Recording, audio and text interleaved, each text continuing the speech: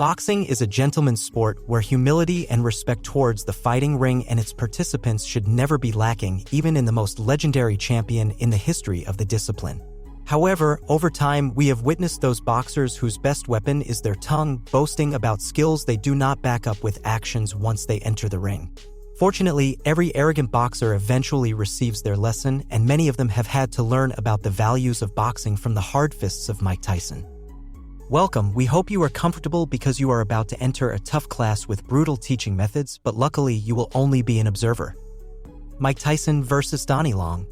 Donnie Long is the first unfortunate boxer to appear on the list of conceited fighters whom the great Iron Mike taught a lesson in the harshest way.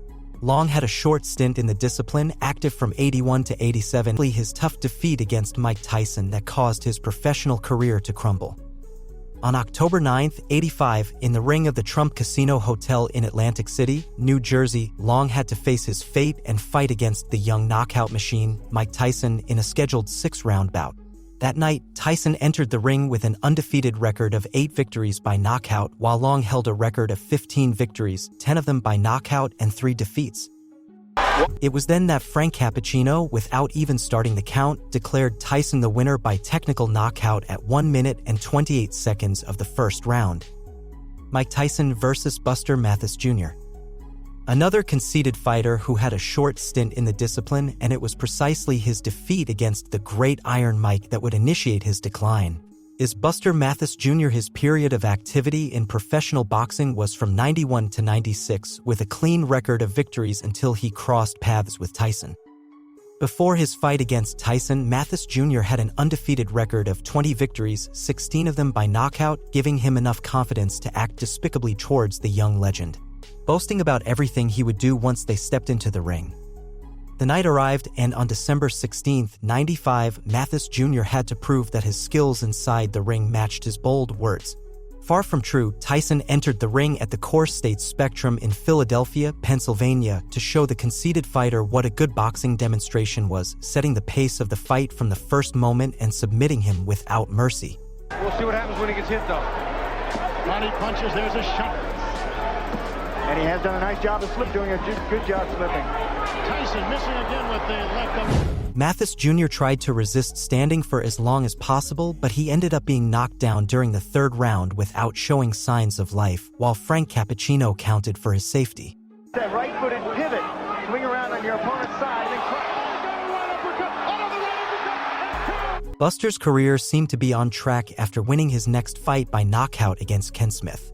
However, one fight away, there was a knockout defeat orchestrated by Lou Savarese that would lead him to reconsider his abilities for the discipline and retire definitively from the fighting rings.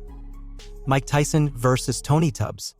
After a tough defeat, some boxers can be seen rectifying their arrogance and sending a different message to the audience, showing respect for the fight that has taken place and, especially, for their opponent. However, this was not the case for Tony Tubbs.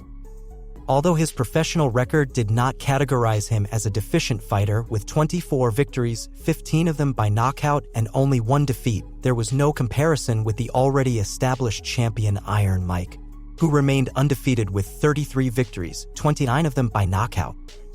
On March 21, 88, Tyson had to enter the ring to stop the threat that Tubbs represented to his heavyweight titles from the World Boxing Council, the World Boxing Association, and the International Boxing Federation. Despite Tubbs seeing himself as a formidable challenger to the Beast's reign, nothing could prepare him for what he experienced that night in the ring of the Tokyo Dome in Japan. Tyson's warrior spirit activated as soon as the opening bell rang, and everything seemed to be going well for Tubbs, who managed to offer good exchanges, mitigating Tyson's offense with jabs and quick combinations. But for a big man, he's got fast hands. It's just a question now whether is this strong chin that we talk about. And Bone Crusher Smith have stayed the course. It's obviously Tubbs planned him. He's going to try and do a bit of outsmarting. I mean, that is... By the 2nd round, Tubbs's courage had run out.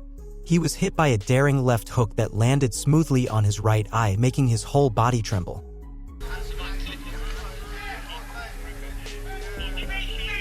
Right through Tyson's guard, that one. Tubbs ended up falling lifeless on the canvas, where he received the count by Arthur Mercant as his blood stained the peaceful light blue of the ring. He's getting shot. His body's broken up on him, Jim, and it's just as well he missed him with that one. After the fight, far from showing respect to the champion who managed to retain his titles, Tony claimed that it had been a stroke of luck. Mike Tyson versus Tyrell Biggs. The story of the conflict between Mike Tyson and Tyrell Biggs goes back years before they met in a professional boxing ring. Tyson's biggest dream in his youth was to represent his country in the Olympics and win a gold medal, but due to his short stature, the selection decided not to trust his abilities. Heartbroken, Tyson approached the group he aspired to belong to at the airport to wish them a safe journey, and Tyrell took the opportunity to humiliate him with a joke that seemed to come out of nowhere, emphasizing that he could not experience what they were about to. Since then, the rivalry between Biggs and Tyson only increased as Tyrell claimed that he knew the already champion better than anyone and that he wasn't as tough as he appeared. On October 16, 1987, in the ring of the Convention Hall in Atlantic City, New Jersey, destiny would call them both to iron out their differences and finally determine which of them was the best in the eyes of thousands of present spectators. Biggs was the threat to Tyson's heavyweight titles from the World Boxing Council, the World Boxing Association, and the International Boxing Federation, but he only managed to reach the 7th round of the 15 scheduled rounds for the event. It would be a left hook that made the arrogant Olympic medalist fly towards his corner, where his body hit the canvas with his feet in the air. Oh, that was a tremendous left hand. Mike Tyson versus Frank Bruno. The logistics of the first encounter between Mike Tyson and Frank Bruno could easily be labeled as impossible as the champion's busy personal life continued to provide reasons to reschedule the fight.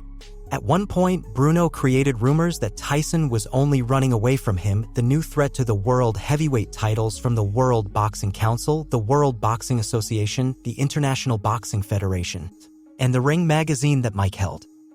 Finally, on February 25, 1989, more than a year after the initially scheduled date for the match, Bruno had the opportunity to enter the ring at the Las Vegas Hilton in Nevada to face Tyson. But the result was not what he had waited for so long. Tyson attacked Bruno with the savagery of a beast that had waited locked in its cage for so long to pounce on its prey. Tyson finally went to the body in that last exchange. Now Bruno lands the short. Bruno down after a right hand. After an explosive fight, he ended up defeating Bruno by technical knockout at 2 minutes and 55 seconds of the 5th round. Uppercut, right hand. Bruno's in serious trouble. A left hook.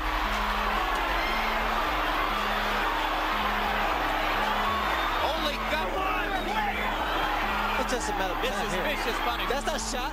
That's not that photo shot. Beautiful. Frank's arrogance would lead him to think that he had studied Tyson enough over the years to beat him in a rematch.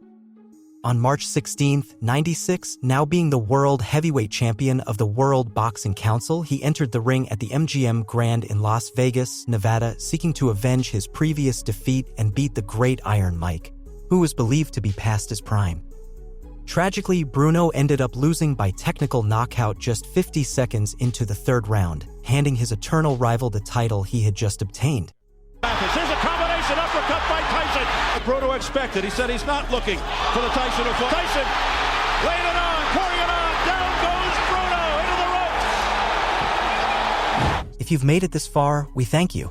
Remember that there is no better way to support our content than by leaving a like on the video and subscribing to the channel by activating the notification bell so that more stories reach you each time. Now that you know the story behind these fights, which one is your favorite and why? We'll read your comments.